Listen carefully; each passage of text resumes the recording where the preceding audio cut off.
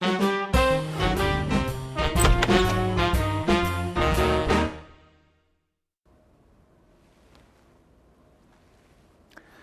이번 시간은요 14회 보도록 하겠습니다. 여러분들 미리 풀어보셔서 아마 약간 어렵다라고 하는 느낌을 가지셨을 거예요. 조금 지엽적인 문제들이 몇 문제 보여서요. 여러분들 85점 정도면 합격권에 해당한다 이렇게 생각하셔도 좋겠습니다. 자, 그러면 14회 1번 문제부터 풀어보도록 할게요. 자, 1번 문제입니다. 다음 중 미속리시토기가 처음 사용되었던 시기의 사회 모습을 보기에서 모두 고르십시오. 첫 번째, 미속리시토기가 나왔어요. 이 미속리시토기는 청동기 시대의 대표적인 토기죠. 그래서 청동기 시대에 해당하는 것은 모두 몇 개입니까? 모두 골라보세요. 첫 번째, 검은 간토기가 처음 등장하였다. 이 검은 간토기는 초기 철기 시대 때 등장을 하고요. 이 청동기 시대 때는 붉은 간토기가 제작되죠. 청동기 시대 때는 붉은 간토기. 그래서 기억은 틀렸고, 는 고조선에서는 왕위의 부자 세습이 이루어졌다. 부왕에서 준왕으로 부자 세습이 이루어진 것은 맞습니다.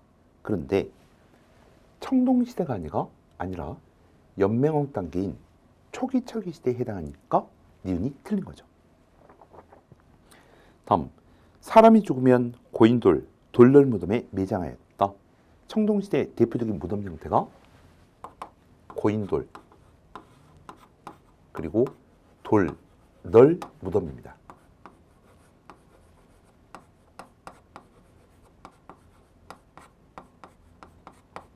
그래서 디귿은 맞고요. 1. 대동강 이남 지역에 주로 세형동검이 출토되었다. 이 세형동검, 이건 초기 철기 시대 한국식 동검에 해당이 되죠. 그래서 틀렸고요. 저수지가 축조되고 농경의 가축을 이용하는 등 벼농사가 크게 발전하였다. 청동시대 때는 일부 지역에서만 벼농사가 시작이 되는 거지, 여기 표현처럼 벼농사가 크게 발전하였다라고 하면 X가 되겠습니다. 그래서 이 문제에서는 디귿만 해당되는 정답 3번을 고르시면 되겠습니다. 자, 다음은 2번 문제입니다. 가와 나 시계 사이에 있었던 사실을 보기에서 모두 골라보십시오. 먼저 갑을 보면요, 원광으로 하여금 걸사표를 짓게 하였다. 일단 어느 왕 때라는 것은 아시죠? 이게 진평왕 때입니다. 자, 근데 문제가 몇 년도에 지어졌다, 이거를 알아야지만 풀 수 있는 그런 문제가 됐네요. 자, 그래서 608년 진평왕 때 해당되는 것 이렇게 하나 외워두시고요. 그 다음에 나분 볼게요. 백제 의자왕은 신라에게 빼앗긴 대야성을 비롯한 약 40여 성을 함락시켰다. 이건 신라 왕을 기준으로 보면 선덕여왕 때고 642년도에 해당이 됩니다. 자, 그러면 608년도부터 642년도에 해당하는 역사적 사실을 골라보십시오. 이런 문제 아니겠어요? 기억, 영계소문이 당나라의 침략에 대비하기 위해 천리장성을 축조하기 시작했대요. 이거는 영유왕 때 해당이 되고 시작한 시점은 631년부터입니다. 그러면 이 안에 들어가겠죠. 다음, 고구려는 수나라의 침략에 맞서서 살수에서 대승을 거두었다. 살수에서 대승을 거두었다. 살수대첩 몇 년입니까? 612년입니까? 이 안에 들어가겠죠.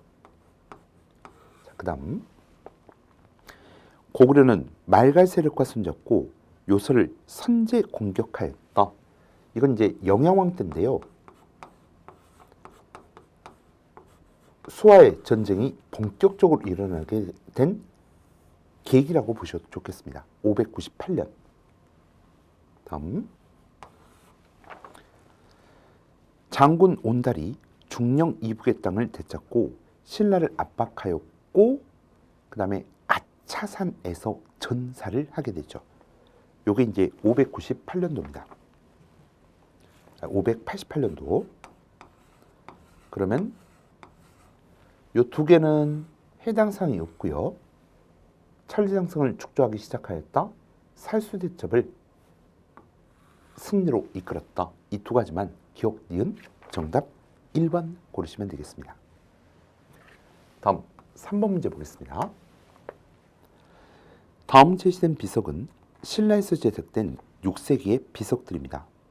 이와 비슷한 성격을 가지고 있는 비석은 무엇입니까? 대구, 무술, 오작비. 요거는 잘 모르겠죠. 진지왕 때 만든 비석이거든요. 그 다음 두 번째, 남산 신성비. 이건 익숙하죠. 진평왕 때 만들었잖아요. 그 다음 명활산성 작성비. 명활산성 요거는 경주를 방어하기 위한 산성입니다. 진흥왕 때 만들어져요. 자, 그런데 일단 셋 중에서 가장 우리가 익숙한 게 남산 신성비입니다.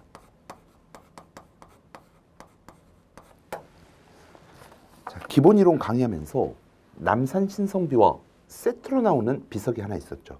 뭐가 있었어요? 영천 청제비입니다. 그러면 이 두 개의 공통점은 무엇이었습니까? 바로 경주 남산에 새로운 성을 쌓는다. 영천이라고 하는 지방에 제방을 쌓은 기록이 성을 쌓는다, 제방을 쌓는다. 전부 다 노동력이 동원되겠죠. 그래서 노역 동원을 확인할 수 있는 비석이다. 이렇게 정리를 하셨습니다. 그러면 보기 중에서 노역 동원과 관련된 거 영천 청제비를 바로 고를 수가 있겠죠. 정답은 4번이 되겠습니다. 자, 다음은 4번 문제 볼까요? 다음 중 선덕여왕 때 있었던 사건이 아닌 것을 골라보세요. 첨성대를 세워서 천문 현상을 관측하였다. 첨성대, 선덕여왕 맞죠? 두 번째, 자장의 건의에 따라서 황룡사 9층탑을 건립한 것도 맞습니다. 그리고 4번, 아까도 보셨지만 백제 의자왕의 공격으로 642년 대야성이 함락되기도 했습니다. 자, 그런데 3번을 봐보세요. 김춘초에 의해서 나당연합이 결성이 되었대요. 그러면 요거 몇 년이죠? 648년입니다. 선덕여왕의 재위 시기는 647년으로 끝나요. 그리고 647년도에 진덕여왕이 즉위를 하게 되고 648년 나당연합이 결성되게 됩니다. 그러니까 3번 지문은 왕으로 본다면 진덕여왕 시기에 해당이 되는 거죠. 그래서 틀린 것 고른다면 3번 고르시면 되겠습니다. 자, 다음은 5번 문제 볼까요? 다음의 사실을 시기순대로 올바르게 나열한 것을 골라보십시오. 첫 번째, 이자겸이 척준경과 함께 난을 일으켰대요. 그러면 요게 이제 1126년도라는 것은 알고 계실 거고, 묘청이 난을 일으켰다. 서경에서 난을 일으켰다. 그러면 1135년. 다음, 이자겸, 김부식 등이 금의 4대 요구를 수용을 했대요. 그럼 봅시다. 이자겸이 최고 권력자일 때 금의 요구를 받아들였고, 그 다음 이자겸이 난을 일으켜서 결국 제거가 됐겠죠. 그러면 디귿이 빠르고 기억이 나중이겠습니다. 다음, 삼국사기가 편찬되었대요. 이것도 연도수 기억하시죠? 1145년. 그러면 제일 빠른 것은 금의 4대 요구를 수용하였다. 이자겸의 난이 일어났다. 그리고 묘청의 난이 일어났다. 삼국사기가 편찬되었다. 그래서 디귿, 기역, 니은, 리을. 정답은 4번 고르시면 되겠습니다. 자, 다음은 6번 문제 볼까요?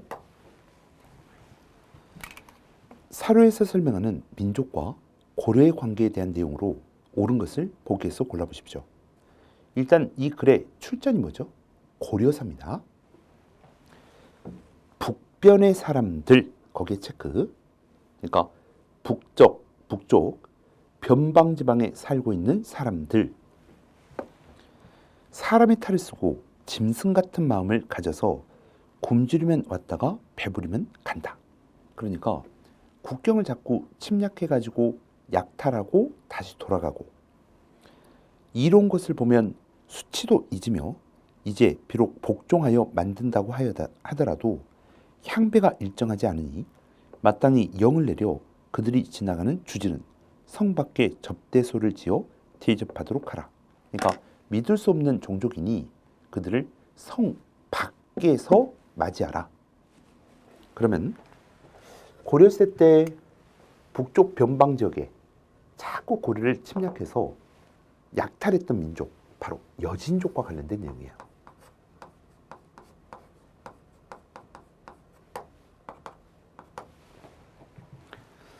기억, 강조의 정변을 계기로 고려를 침공하였다. 기억은요, 거란의 2차 침략의 원인이 되었었죠. 이건 거란족과 관련된 거고, 다음, 고려 예종은 이들을 정벌하기 위해서 별무반이라는 부대를 편성하였다. 별무반이 편성된 것은 숙종때죠. 숙종때. 예종은 별무반을 동원해서 여진족을 정벌하고 동북 구성을 축조한 거잖아요. 그래서 일단 문장 자체가 틀렸습니다. 이유는. 다음, 묘청의 난의 주동 세력은 이 나라의 정벌을 주장하였다. 이 묘청 등 서경파 세력들은 금나라, 여진족이 세운 금나라를 정벌할 것을 주장했었죠. 그래서 디귿은 맞고, 릴, 고려가 이 나라와의 군신관계 요구를 수용한 다음 고려와 남송의 관계는 당연히 악화되겠죠. 그래서 디귿, 리을 정답은 3번 고르시면 되겠습니다. 자, 그 다음에 7번. 원간섭기에 이승효의 제왕무기가 편찬이 되었습니다. 구체적으로는 충렬왕대죠. 그러면 보기에서 제왕무기에 해당하지 않는 것을 고르십시오. 이런 문제입니다. 1번 지금 틀렸는데요. 제왕무기는 상권과 하권 체제로 되어 있죠. 그런데 1번이 왜 틀렸냐면 상권의 중국사, 하권의 우리 역사를 정리한 겁니다. 7원시 혹은 5원시로. 근데 1번은 뭐라고 돼 있어요, 지금? 상권에서는 우리 역사를, 하권에서는 중국 역사를 다루었다. 그래서 틀렸습니다. 2번, 예맥, 부여, 옥적, 삼한, 삼국 모두를 단군의 후손이라고 이야기하였습니다. 삼국유사에서는 발해를 말갈의 역사라고 규정을 했었잖아요. 근데 제왕기에서는 발해가 고구려의 유장인 대종이 건국하였다라고 이야기하면서 고구려 개승국임을 확인했습니다. 발해가 우리 민족의 역사임을 확인하였습니다. 다만 을지문덕이나 강감창 등 중국을 상대로 승리한 전투 등은 삭제했던 한계를 가지고 있죠. 네, 그래서 7번의 정답은 1번이 되겠습니다. 자, 다음은 8번 문제 볼까요? 조선시대 노비에 대한 설명으로 틀린 것을 골라보십시오. 1번, 경국대전의 노비 운영은 일천즉천법으로 운영되었습니다. 부모 둘 중에 한 사람만 노비이면 곧 그 자식은 노비가 된다. 2번, 공노비는 유해잡직이라는 관직에 오를 수 있었습니다. 그런데 3번에 보시면 모든 노비는 이렇게 돼 있죠. 노비는 기본적으로 매매, 상속, 증여의 대상이 됩니다. 다만 공노비들이 있죠. 그렇죠? 이 공노비 중에서 입역노비들 있잖아요. 60이 되면 입역노비들의 경우에는 면천이 됩니다. 국가에 60까지 했으니 이제 공노비를 끝낸다 이런 이야기죠. 그러니까 면천이 되면 이 매매나 상속이나 증여의 대상이 안 되는 거잖아요. 그래서 3번이 틀렸습니다. 노비는 조선시대 때는 성씨를 가질 수도 있었었죠. 네, 그래서 8번의 정답은 3번이 되겠습니다. 자, 다음은 9번 문제를 보겠습니다. 다음 제시된 내용으로 인해서 나타나게 된 조선시대 정치의 모습으로 옳지 않은 것을 고르십시오. 양반의 수는 날로 증가하는 데 반해서 관직의 수는 제한되어 있었다. 그리하여 사림이 분열하는 과정에서 관직 쟁탈전이 나타나게 되었고 붕당을 둘러싼 경쟁, 정쟁이 일어나기도 하였다. 그러면 보기는 붕당이 만들어지고 붕당 사이에 경쟁하는 관련된 내용들이 쭉 서술이 돼 있을 거예요. 1번 인조 반정에 가담한 세력을 공서, 서인 중에서도 인조 반정에 가담한 세력들을 공서, 서인이지만 인조 반정에 참여하지 않았던 세력들을 청섭파라고 합니다. 다음 효종의 비가 사망했을 때, 효종비가 사망했을 때가 몇 차 예속 논쟁이에요? 2차 예속 논쟁이죠. 그러면 대공복의 복제를 주장하였던, 대공복의 복제라고 하는 것은 9개월설입니다. 그러면 9개월설을 주장했던 것은 2차 예송 때 서인이었죠. 근데 이때는 서인의 주장이 받아들여진 것이 아니라 기년설을 주장했던 남인의 주장이 받아들여지게 됩니다. 그래서 2번 질문이 틀렸죠. 다음, 정치적 기반이 약했던 북인은 광해군을 지지하는 대북파, 영창대군을 지지하는 소북파로 나뉘었다가 광해군이 왕이 되고 나서 대북 정권이 수립되게 되죠. 정철이 기축옥사, 기축옥사는 뭐예요? 정열배 모반 사건을 기축옥사라고 하죠. 다시, 정열배 모반 사건을 무엇이라고 합니까? 기축옥사라고 합니다. 정열입의 모반 사건.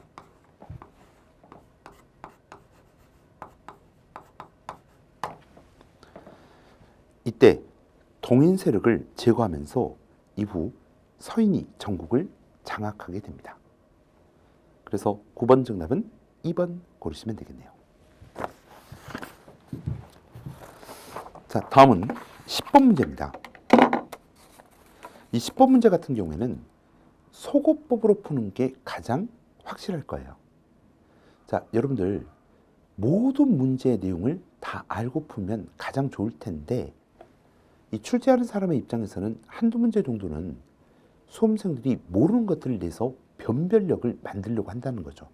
그럴 경우에는 답이 아닌 것들을 지워보시면 정답을 고르기가 고를 때가 있을 겁니다. 10번 문제입니다.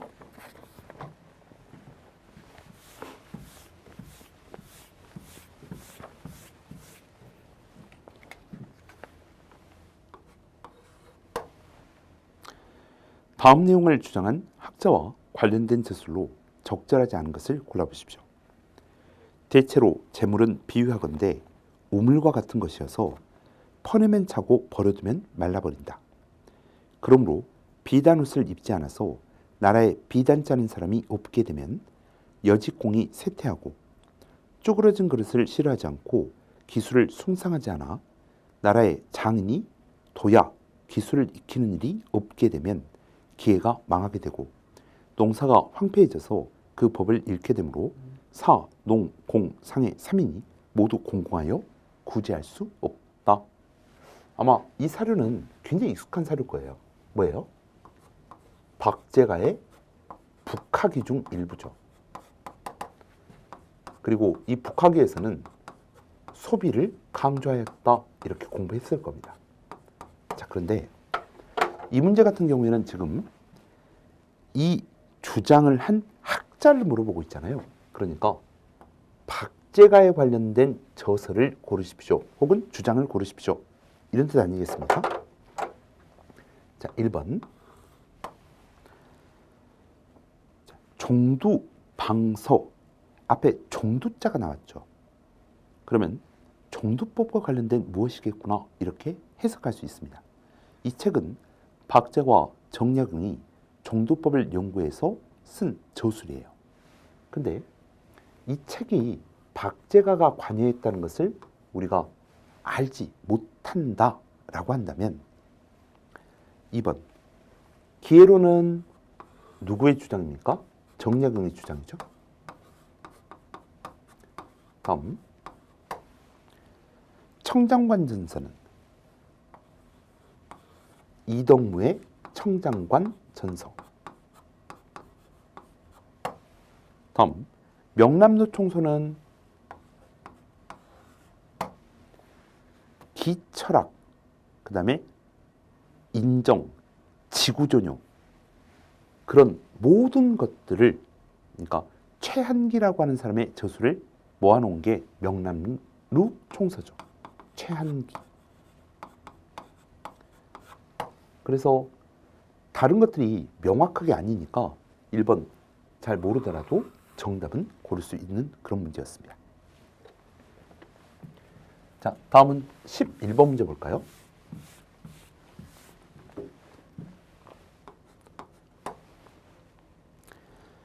다음 조선시대 이조전랑에 대한 설명으로 옳지 않은 것을 고르십시오. 선조 때 김효은과 심의겸이 이 자리를 놓고 대립하다가 김효은을 지지하던 신진사림은 동인으로, 심의겸을 지지하던 기성사림은 서인으로 붕당이 형성되었습니다. 조선 후기 이조와 병조의 전랑은 3사 또는 중하급 관료들에 대한 인사권과 자기 후임자를 스스로 추천할 수 있는 권한을 행사하면서 자기 권력을 확대하고 상대 세력을 몰아내었습니다. 그래서 이조전랑이 핵심 요직이었던 거죠.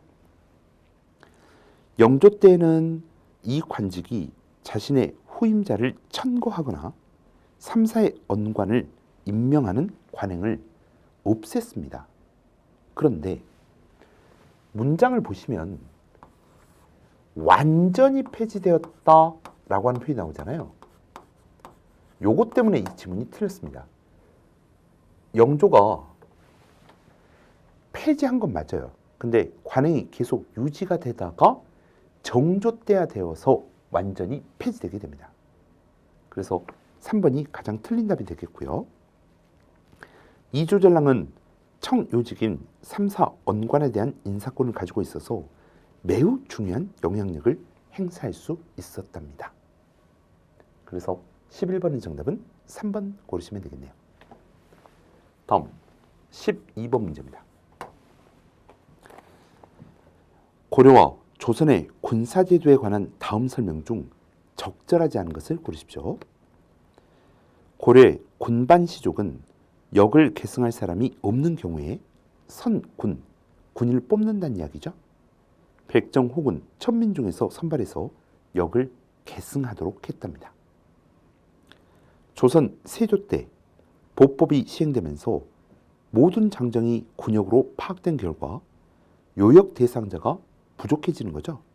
그래서 군역이 요역을 감당하는 군역의 요역화 현상이 나타나기 시작합니다.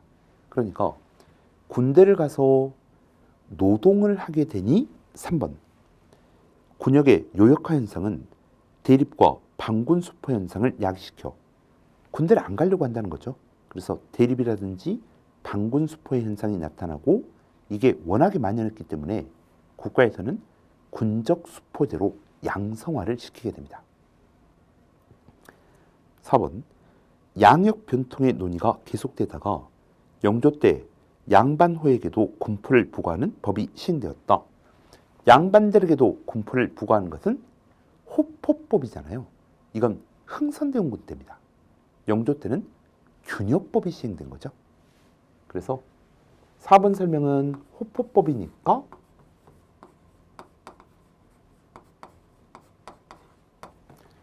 영조 시기에 해당하지 않습니다. 그래서 12번의 정답은 4번 고르시면 되겠고, 그 다음에 13번 볼까요?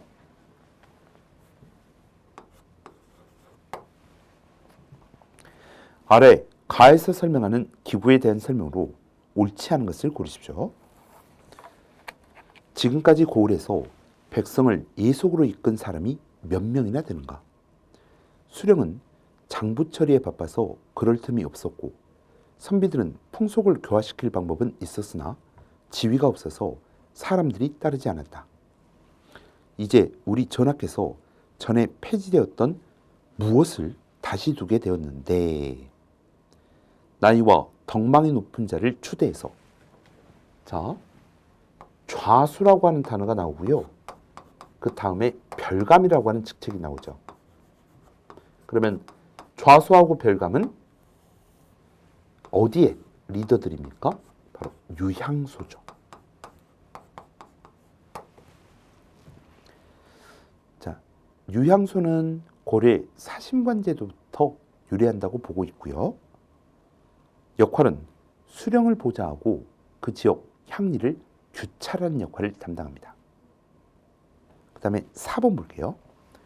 제지사족들은 이를 통해서 지방에서 자신들의 영향력을 강화해 나갔답니다. 제지사족들의 향촌 자치기구가 유향소잖아요. 그런데 유향소의 복립운동이라는 게 있죠. 세조 때 이시해난이 일어나면서 유향소가 폐지가 됩니다. 그리고 유향소의 복립운동은 성종 때 김종직이 중앙으로 중용되면서 세조 때 폐지되었던 유향소를 복립하고자 하는 운동이 일어나게 됩니다. 그래서 조광조 이렇게 되면 X가 되겠습니다. 13번의 정답은 3번. 자, 다음은 14번 문제입니다.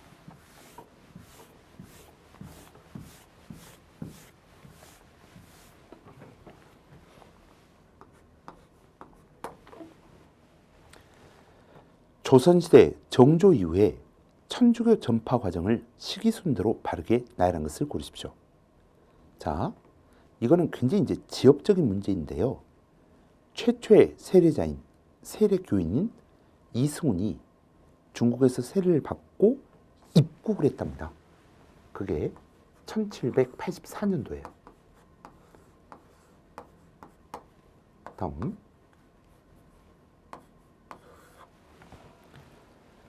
반회 사건이라는 게 나오는데요. 요거는 1787년입니다.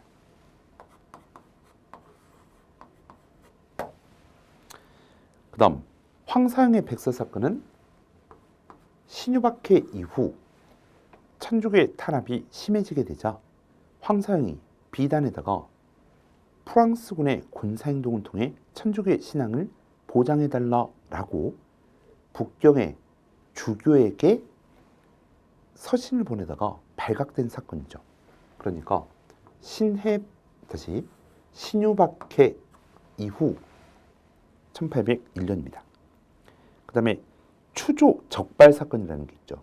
이 추조라고 하는 것은 형조의 별칭이거든요. 그래서 그 천주교 신자들이 모여서 신앙생활을 하고 있던 것을 형조에서 적발한 사건이에요. 이게 1785년입니다. 그래서 여러분들 기본서 보시면 뭐 반회 사건이라든지 추조 적발 사건이라든지 이런 것들이 세세하게 나와 있을 겁니다. 그러면 기억, 리을, 니은, 디귿. 가나다라군요. 가, 라, 나, 다. 정답은 2번 고르시면 되겠습니다. 다음 15번 문제입니다.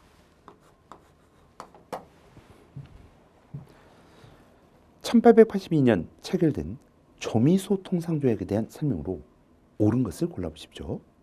첫 번째, 제3국이 한쪽 정부에 부당하게 또는 억압적으로 행동할 때는 다른 한쪽 정부는 원만한 타결을 위한 중재를 한다. 1번은 조미소 통상조약 중에 어떤 내용이에요? 거중 조종권입니다.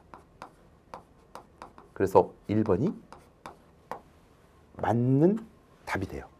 그러면 2번, 3번, 4번은 왜 틀렸는지 확인해 봅시다. 자, 청국은 조선이 완전 무결한 자주 독립국임을 인정한다. 그리고 조선의 자주 독립을 훼손시킬 수 있는 조공 이런 것들은 완전히 폐지한다. 이 말은 청나라가 조선에 대해서 영향력을 완전히 상실한 거잖아요. 그러면 이 내용 뭐겠어요? 청일전쟁에서 청나라가 패하고 나서 1895년 시모노세키 조약을 체결했을 때의 내용입니다.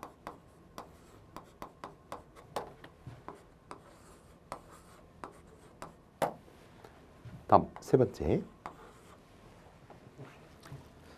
중국은 조선에서 주철한 병을 철수하고 일본은 조선에 있는 공사관 호위군사를 철수한다. 즉 조선에 주둔하고 있는 청나라군과 일본군이 동시에 철병한다. 이거는 갑신정변 이후 1885년도에 체결한 텐진조약의 내용입니다.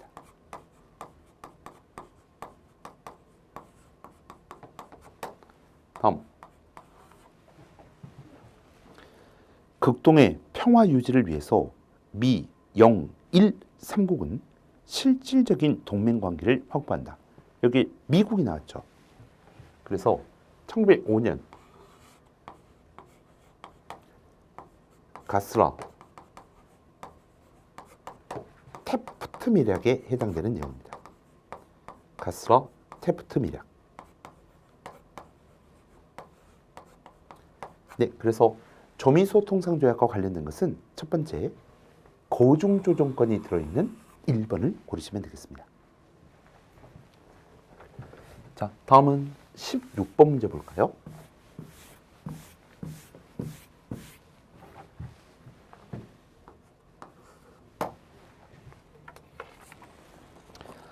다음 중 홍범 14조의 발표와 함께 진행된 개혁으로 옳은 것을 고르십시오.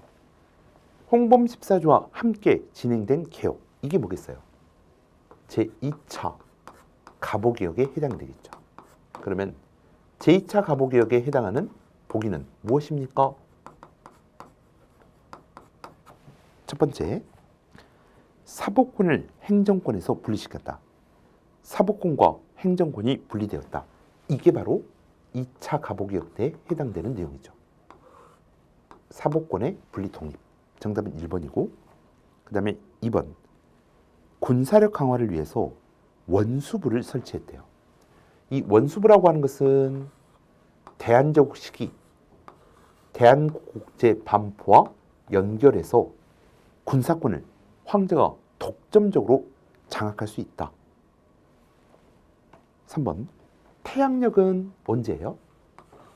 을미기억되죠.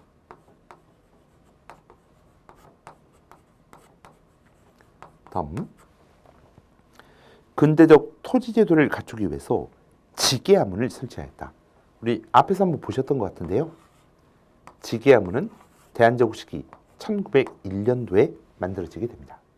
그래서 제2차 가보개혁의 내용 중에 사법권과 행정권이 분리되었다. 정답을 1번 고르시면 되겠습니다. 자, 다음은 17번 문제를 보도록 할게요. 17번 문제는 한국광복군에 관련된 내용입니다. 그러면 보기 지문이 한국광복군에 관련되었다. 이걸 확인할 수 있는 키워드들을 찾아봅시다.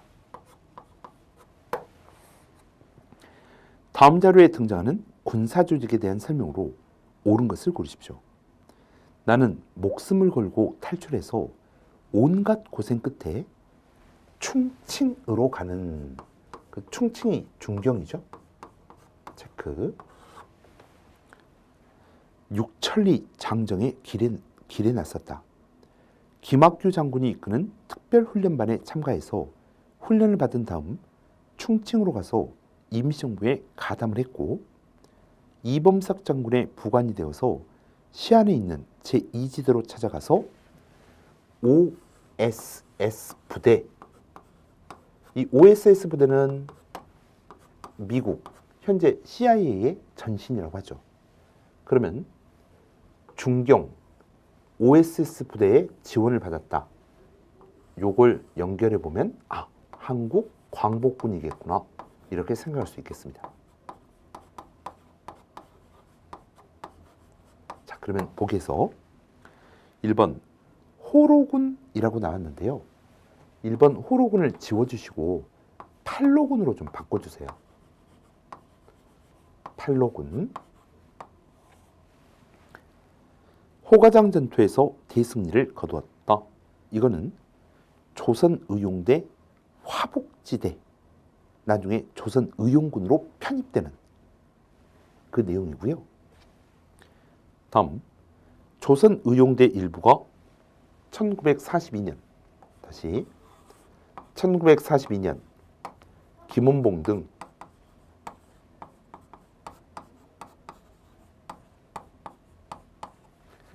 조선의용대 일부가 한국광복군에 편입되게 되죠. 그래서 2번이 정답이 되는 거고, 동포의 자치 행정을 맡은 민정기관을 가지고 있었다. 민정기관과 군정기관이 그러면 3부, 참의부, 정의부, 신민부. 중국 의용군과 손을 잡고 한중연합군을 조직하였다. 중국 의용군이라고 나오면 양세봉의 조선 혁명군을 생각하시면 되겠습니다. 자, 그래서 한국광복군과 관련해서는 정답을 2번 고르시면 되겠네요. 자, 다음은 18번 문제입니다.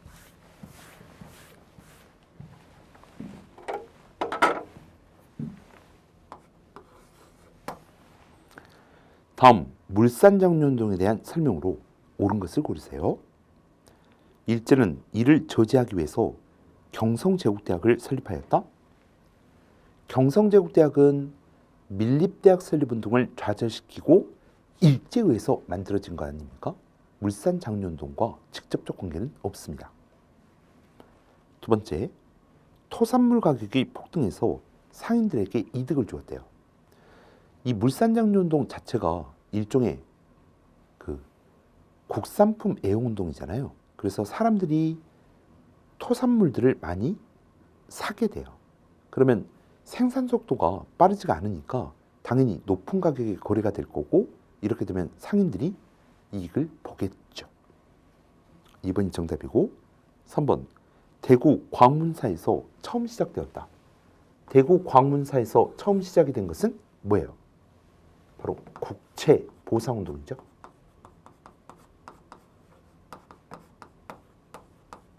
다음, 신간회가 이를 전국적으로 확산시키기 위해 노력하였다. 물산장려운동은 1920년대 초, 근데 신간회는 1927년도에 만들어지잖아요. 시기가 맞지 않습니다. 그래서 18번 정답은 2번 고르시면 되겠네요. 자, 다음 19번 문제입니다. 자, 현대사의 인물들을 쭉 제시하고요. 이 인물들의 활동으로 옳은 것을 모두 골라봅시다. 여운형은 미군정이 지원한 좌우합작위원회에 참여하였습니다. 맞죠? 여운형 김규식을 중심으로 좌우합작위원회가 만들어진 거 맞습니다. 김구는 임시정부의 법통을 내세우면서 반탁운동을 주도했던 인물 맞습니다. 그 다음에 다를 보면 이승만이 단독정부 수립운동을 추진을 했죠. 그런데 김규식도 그렇고 백남도 그렇고 이런 인물들은 단독정부 수립에 찬성한 인물들이 아니에요. 특히 이제 김규식 같은 경우에는 나중에 김구 선생과 함께 남북협상에 참여했던 인물 아닙니까? 통일정부를 수립하기 위해서. 그래서 다 틀렸고, 그 다음에 송진우, 김성수 등이 중심이 된 한국민주당은 미군정의 지원을 받으면서 정치적으로 성장하게 됩니다. 라는 맞고, 이승만의 독립촉성중앙협의회는 명분은 좌우익을 아우른다고 했지만 사실은 이승만을 지지하는 세력들만, 우익 전체도 아니고요, 이승만을 지지하는 세력들만 이 단체에 가입하였다. 이렇게 해석해야 되겠죠. 그래서